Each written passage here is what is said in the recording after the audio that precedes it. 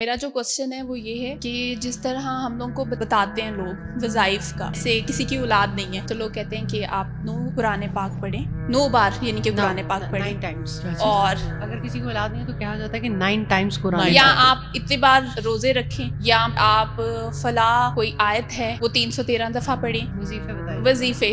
تو اس میں کتنی حقیقت ہے اور یہ کیا بدعت میں آتا ہے؟ اہم سوال کیا کہ سم ٹائمز ایسا ہوتا ہے کہ انسان کوئی کام کر رہا ہوتا ہے اور وہ کام جو ہے نا وہ دل کے اندر کھٹک پیدا کرتا ہے. پہلی بات تو میں یہ کہنا چاہتی ہوں، رسول اللہ سے کسی نے پوچھا تھا کہ اللہ کے رسول گناہ کیا ہے، تو آپ نے فرمایا تھا ماہا کفی صدرک، جو تیرے دل میں کھٹک جائے. تو یہ جو دل کی کھٹک ہے نا یہ بتاتی ہے کہ کچھ فشی فشی ضرور ہے کہ آپ کے اندر یہ کھٹک ہے. اب بات یہ ہے کہ کیا قرآن کی کسی آیت کو کسی مقصد کے لیے پڑھا جا سکتا ہے؟ قرآن مجید کی سورہ بنی اسرائیل کی آیت نمبر 82 ہے، جس میں اللہ سبحانہ تعالیٰ فرماتے ہیں کہ ہم نے قرآن کے سلسلہ تنزیل میں جو نازل کیے، قرآن لوگوں کے لیے شفا ہے. قرآن اس مقصد کے لیے تو نہیں آیا کہ لوگوں کو بیماریوں کی شفا ملے، اس کی وجہ سے لوگوں کے لیے یعنی دنیا میں رہنا یا دنیا کمانا ممکن ہو جائے، یا اسی طرح بہت سارے اور مقاصد. قرآن تو ہے تو یہ لائف چینجنگ بک ہے،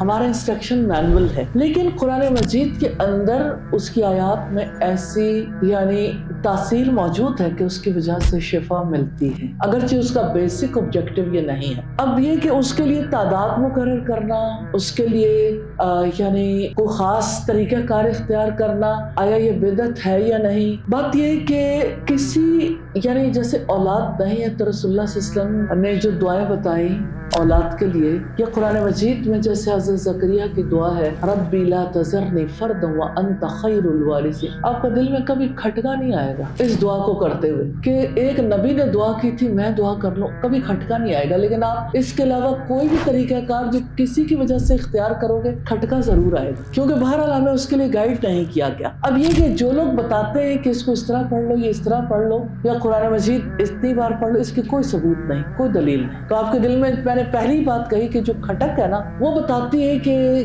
یہ بات جو ہے یعنی اللہ سبحانہ تعالیٰ کی طرف سے آپ کے لیے آسانی پیدا ہوئی کہ یہ راستہ نہ اختیار. تو قرآن جو ہے وہ جس مقصد کے لیے آیا وہ مقصد پورا کرنا چاہیے. آیات سے جو شفا مل سکتی ہے جیسے سورہ الفاتحہ شفا ہے، ایسے ہی کچھ اور آیات ہیں جو جیسے قرآنی دعائیں ہیں، اسی طرح سے کچھ اور آیات ہیں جو کسی خاص اینگل سے جو ہے وہ اللہ سبحانہ تعالیٰ نے سامنے رکھی. جس مثال کے طور پر سورہ لالہ کی آیت ہے سنقرئک فلا تنسى الا ما شاء اللہ، ہم آپ کو پڑھوا دیں گے پھر آپ نہیں بھولو گے مگر جو اللہ تعالیٰ چاہے. اب یہ رسول اللہ کے لیے اللہ سبحانہ تعالیٰ نے کہا. اب جو شخص اگر اس آیت کو پڑھتا ہے اور اس واقعے کو یاد کرتا ہے کہ یا اللہ تو نے اپنے حبیب سے یہ کہا تھا سنقرئک فلا تنسى الا ما شاء اللہ، تو اللہ سبحانہ تعالیٰ سے وہ دعا کرتا ہے یا اللہ میرے حافظے میں بھی اسی طرح سے اضافہ فرما دے. تو جیسے یعنی ایک سچویشن سامنے رکھی نا، تو جیسے حضرت زکریا کی دعا سے اپنے لیے آپ دعا کرتے ہیں اولاد کے لیے، ایسے ہی کوئی واقعہ تو اس میں کوئی حرج نہیں. لیکن 9 قرآن 313 یہ باقی چیزیں اس کا کوئی ثبوت نہیں ہے.